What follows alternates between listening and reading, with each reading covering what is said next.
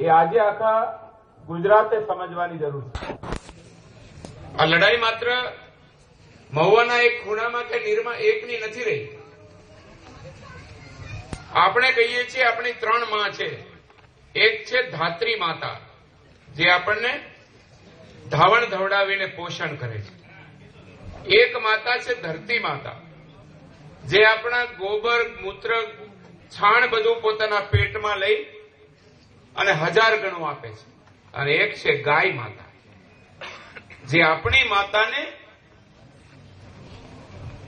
ભરણ પોષણ કરે છે. આપણે કહીએ છીએ આ ધરતીના પુત્રો, અહીંયા જે બહેનો છે ને, હું ત્યાં ગયો ત્યારે મેં જોયું વરસતા વરસાદમાં બહેનો શાના માટે બેઠા છે? કોઈ એમને ઉશ્કેરે છે એટલે કરે છે,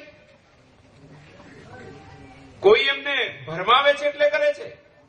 આ જગતની માં છે. અને એટલા માટે હું કાયમ કહું છું આ ખેડૂતના દીકરાઓ માટે, માતા ભૂમિ પુત્રો અહમ પૃથ્વી. આ ધરતી અમારી માં છે.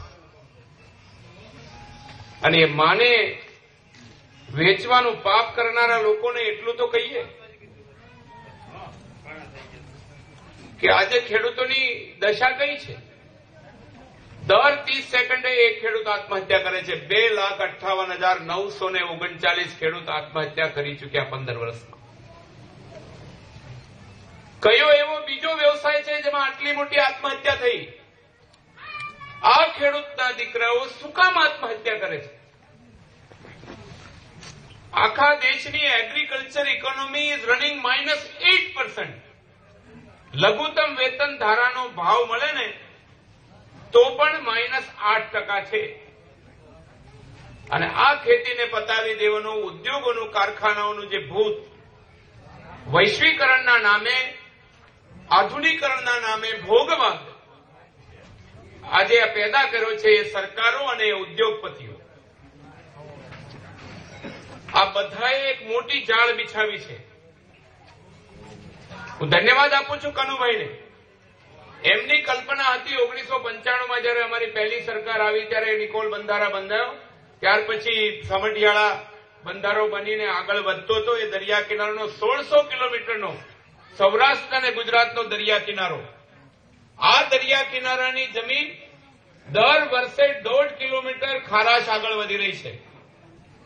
2050ની સાલમાં લગભગ દરિયા કિનારાનો વિસ્તાર સૌરાષ્ટ્રનો ઉજ્જડ થઈ જવાનો.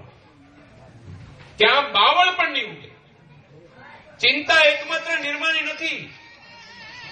ચિંતા આવતીકાલે આખા ગુજરાતની ધરતીમાં ધાન નહીં પેદા થાય. અને જેણે જેણે જમીન વેચી છે ને, આજે આપણને ભાવ દેખાય 25 લાખ રૂપિયા રોડ ઉપર ઉપજે છે.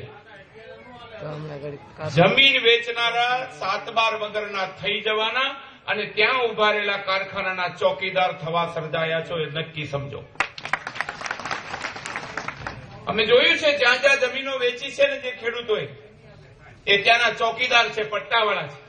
જ્યાં ગાંધીનગર બન્યું છે તે કેપિટલ ઓફ ધ સ્ટેટ, એના જમીન આપનારા ઠાકોર સમાજના આ દીકરાઓ આજે પટ્ટાવાળામાં નોકરી કરે છે. એની માં વેચી છે, અમારી માં. આજે આપણી જે પરિસ્થિતિ છે નિર્માણી અને મહુવાના આ ગરીબ ખેડૂતોની, શરમ નથી આવતી કોઈને કહા આપણી માં રસ્તા ઉપર તડકામાં ચાલે છે, એની માં બચાવવા? અને એ વખતે જો શાસનને શરમ ના આવે તો આખા ગુજરાતમાં જન આંદોલન આના કારણે પેદા થશે. આ ચિંગારી છે. હજી પણ સરકારમાં અને નિર્માણ સમજણ હોય તો સમજી જાય. આ વિષય કોઈ મમતનો નથી. આ વિષય કોઈ રાજ્ય સત્તાનો નથી. કોણ આવે ને કોણ જાય એનોય નથી. આજે અહીંયા થયું છે, કાલ મીઠી વીરડી થશે. ક્યાં ક્યાં તમે ઠેક ઠેકાણે કનુભાઈ, હું તો કહું છું વલભીપુરમાં પણ કનુભાઈ જેવી ટીમ તૈયાર કરો ને એ જ બધા કનુભાઈ બની જાઓ ને તો તમારો પાઠ પણ ખારો પાઠે વેચાઈ જશે. કાંઈ વધશે નહીં.